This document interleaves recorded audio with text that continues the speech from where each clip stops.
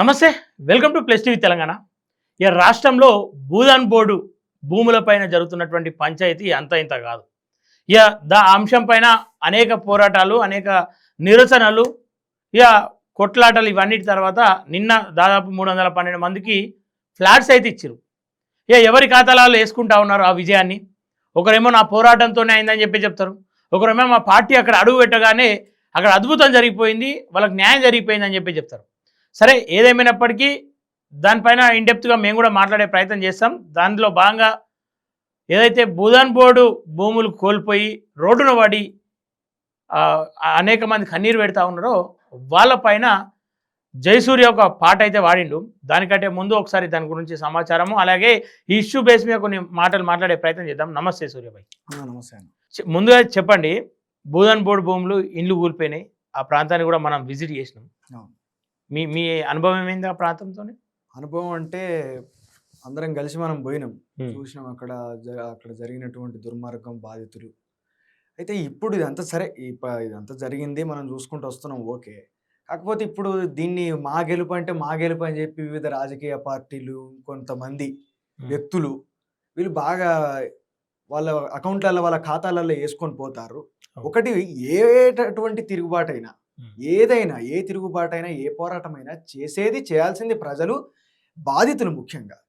ఇక్కడ వెలుగుమాట్ల ప్రజలు ఎవరైతే వెలుగుమాట్ల గ్రామం లోపల బాధితులు ఉన్నారో, నష్టపోయిన వాళ్ళు ఉన్నారో, ఇండ్లు కూలిపోయిన వాళ్ళు ఉన్నారో, వాళ్ళు ఈరోజు తిరుగుబాటు చేసిండ్రు. వాళ్ళు అక్కడ ఉండి పోరాటం చేసిండ్రు. వాళ్ళ కన్నీళ్ళు, వాళ్ళ ఏడుపులు, వాళ్ళ దుఃఖం అంతా కూడా వాళ్ళ యొక్క తిరుగుబాటు వల్ల ఈరోజు వాళ్ళకు ఆ కొంత విజయం కూడా కాదు, ఇది పాక్షిక విజయం కూడా కాదు, పాక్షిక కంటే ఇంకా తక్కువనే అని చెప్పాలి.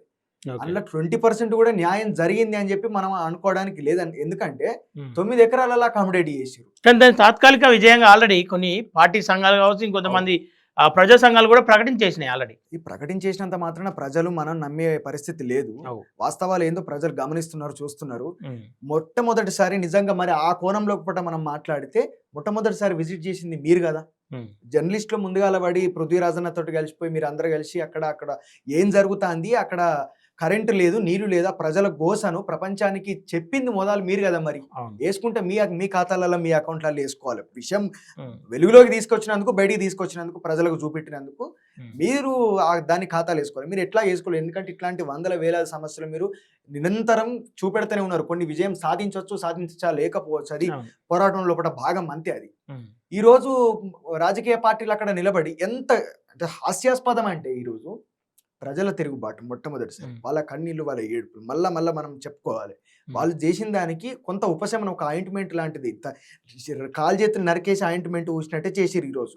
ఎందుకంటే 60 ఎకరాల భూమిని 30 ఎకరాలని చెప్పి మిగతాది సీజ్ చేసి ఎంఆర్ఓ తర్వాత మిగతా 30 ఎకరాలలో ఉన్నటువంటి ఇళ్లను కూల్చేసిరు. ఈ రోజు కేవలం 9 ఎకరాలలో వాళ్ళకు మళ్ళీ రీఅకామిడేట్ చేసిరు. వాళ్ళని ఈరోజు పట్టాలు ఇచ్చిర్రు. ఆ 600 కుటుంబాలు కదా నాశనం అయిపోయినాయి, ఇండ్లు కోల్పోయిన వాళ్ళు 300 మందికి మాత్రమే న్యాయం చేసిరు. ఇప్పుడు అందులో గుడిసే ఉన్నది, బంగ్లా ఉన్నది. గుడిసే ₹1,00,000 అవుతుంది కావచ్చు, 2 లక్షలలో అయితే కావచ్చు. బంగ్లా కట్టిన వాళ్ళు, వాళ్ళ జీవితాంతం, బంగ్లా కట్టిన వాళ్ళు ఏం పైసలు ఉన్న వాళ్ళు కాదు కదా అన్న. జీవితాంతం వాళ్ళు కష్టపడ్డది ఏదో. తెలంగాణలో ఒక సామెత కూడా ఉంటది, ఇంట్లో ఆడబిడ్డ లగ్గం చేసి చూడు, లేదంటే ఇల్లు కట్టి చూడు, పెళ్లి చేసి చూడు అని చెప్పని అంటారు మన దగ్గర.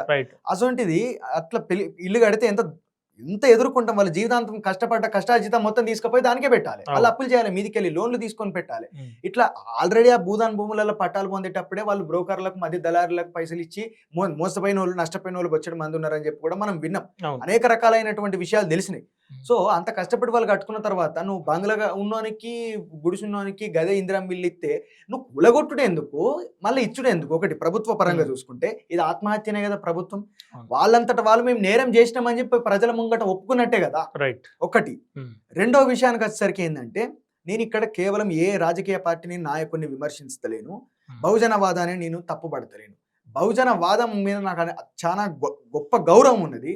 కానీ దాన్ని ఎత్తుకొని వస్తున్నటువంటి ఆ నాయకులు ప్రజల్ని కన్ఫ్యూజ్ చేస్తున్నారు. కాబట్టి గతం లోపల ఆర్ఎస్ ప్రవీణ్ కుమార్ వల్ల మనం దాన్ని ఎదుర్కొన్నాం. కాబట్టి ఈ రోజు ఆ కన్ఫ్యూజన్ మళ్ళీ రిపీట్ కావద్దన్నటువంటి ఉద్దేశంతో ప్రజల తరపున నేను ఆ నాయకుడిని కావచ్చు, ఆ వ్యవస్థను కావచ్చు, ఆ రాజకీయ పార్టీని కావచ్చు, సంస్థను కావచ్చు, నేను ఒక చిన్న ప్రశ్న అడగదలుచుకున్న, వివరణ కోరుకుంటున్నా అంతే తప్పించి నేను వివాదం చేస్తలేను. కేవలం ఒక ప్రశ్న నాది. మీరు తెల్లారు లేస్తే దొరల ఆధిపత్య వర్గాల యొక్క అణిచివేత వల్లనే ఈరోజు బహుజనులకు రాజకీయ అధికారం అనేది లేకుండా పోయింది. ఎంత వాళ్ళ అల్గరిథము, వాళ్ళ ఎగ్జిక్యూషను, వాళ్ళ యొక్క కార్యాచరణ ఎట్లున్నది, బహుజనులను వాళ్ళు ఏ విధంగా ట్యూన్ చేస్తున్నారని చెప్పి చాలా గొప్పగా లెక్చర్ల మీద లెక్చర్లు ఇచ్చిండ్రు విశారదన్ మహారాజ్ సార్. ఆయన చాలా గొప్పగా అర్థం చేయించే ప్రయత్నం చేసిండు. ఇట్లా మహాభారతం, రామాయణంలో ఉన్నటువంటి ఉపమానాలు, ఉదాహరణలు కూడా తీసుకొని ఈరోజు అగ్రవర్ణాల్లో ఉన్నటువంటి ఆధిపత్య వర్గాలు వీళ్ళందరూ కూడా బహుజనులు ఏ విధంగా మోసం చేసిండ్రు రాజకీయంగా అన్నటువంటి విషయాన్ని చాలా స్పష్టంగా మంచి మంచి ఉపమానాలతోటి ప్రజలకు అర్థం చేయించే ప్రయత్నం చేసిండ్రు కదా. ఎంత గొప్పగా నాకు చెప్పిండు కదా. మరి అట్లాంటి వ్యక్తి ఈ రోజు ఏ రకంగా కవితతోటి కలిసి ఫ్లెక్సీ కొట్టించే వెనకాల ఆయన ముంగట కూర్చున్నారు అనేది ఒక ప్రశ్న. దీనికి నాకు సమాధానం కోరుకుంటున్న బహుజన వర్గాల తరపున నేను ఒక ప్రశ్న ఇస్తున్నా. ఈ ప్రశ్నను నుండి నాకు సమాధానం రావాలని చెప్పి వాళ్ళ నుండి నేను కోరుకుంటున్నా. రెండవది ఏంటంటే, ఆర్ఎస్ ప్రవీణ్ కుమార్ అనే వ్యక్తి ఎవరైతే ఉన్నారో ఆయన కేసీఆర్ తోటి కలిసినప్పుడు తప్పుగా అది తప్పైనప్పుడు ఈరోజు కవితతోటి విశారదన్ మహారాజ్ గారు కలవడం అనేది తప్పు కాకుండా అది వ్యూహం ఎట్లయితుంది? ఆర్ఎస్ ప్రవీణ్ కుమార్ది తప్పెట్టేది. ఆర్ఎస్ ప్రవీణ్ కుమార్ విషయంలో నేను మొదటి నుంచి నేను వ్యతిరేకంగా ఉన్నా. ఆయన తీసుకున్నటువంటి నిర్ణయం ఏదైతే ఆయన కేసీఆర్ తోటి, ఈ రోజు కూడా అదే స్టాండ్ తోటి ఉన్నా. కాకపోతే అప్పుడు ఆర్ఎస్ ప్రవీణ్ కుమార్ కేసీఆర్ తోటి కలిసినప్పుడు తిట్టింది విశారదన్ మహారాజ్. సో కాబట్టి ఆయన ఏం చెప్పదలుచుకున్నారు? అప్పుడు ఆయనను చాలా దుర్మార్గంగా విమర్శించారు. అంటే అది అధికారం కోసం పొత్తు, ఇది పేద ప్రజల కష్టం కోసం, వాళ్ళ సమస్య తీరడం కోసం పొత్తు అని చెప్పి ఇది వాస్తవం అని చెప్పి ప్రజలు నమ్ముతారా? అట్లా అనుకోవచ్చు. అసలు ఇది అధికారం కోసం కాదు, రాజ్యాధికారం కోసమే కదా. ఆయన మాట్లాడేది అదే, ఈయన మాట్లాడేది అదే. రాజ్యాధికారమే అన్నారు ఫైనల్ గా. ఇద్దరికి రాజ్యం రాలేదు కదా, ఇద్దరి చేతుల్లో రాజ్యం లేదు ఇప్పుడు. ఆ రోజు అధికారం కోసం అని చెప్పి మాట్లాడినా ఈ రోజు వీళ్ళు దేనికోసం మాట్లాడుతున్నారు? వాళ్ళు గదే మార్పు అన్నారు, వీళ్ళకి ఇదే మార్పు అన్నారు. వాళ్ళు గదే గాడిద సామెత చెప్పారు, వీళ్ళు గదే గాడిద సామెత చెప్తా ఉన్నారు. ఇక్కడ అవన్నీ అవసరం లేదు. ఈ రోజు ఆత్మహత్య చేసుకుంటున్నది ఎవరు? స్వయంగా ఇట్లాంటి విపరీతమైనటువంటి నిర్ణయాలతోటి. ఏ రకంగా ఇప్పుడు అన్న ఒక విభిన్నమైనటువంటి సిద్ధాంతాలు, ఆలోచనలు కలిగినటువంటి రాజకీయ పార్టీలు ఒక చోట ఒక తాటి మీద కలిసినాయి అంటే వాటికి చాలా గొప్ప లక్ష్యాలు ఉండాలి.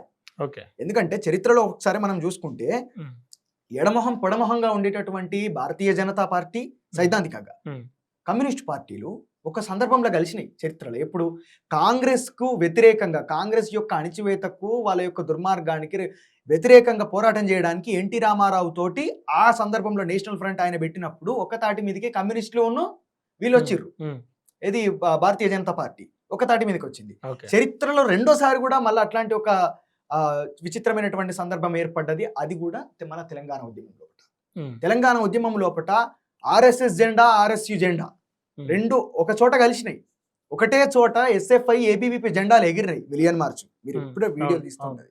అంటే ఒక రాజకీయ లక్ష్యం ఏదైతే ఉందో, ఒక గొప్ప లక్ష్యం పెట్టుకున్నప్పుడు రెండు విభిన్నమైనటువంటి ముఖాలు, విభిన్నమైనటువంటి ఆలోచనలు, సిద్ధాంతాలు కలిగినటువంటి రెండు రాజకీయ శక్తులు ఒక చోటకి చేరుతాయి.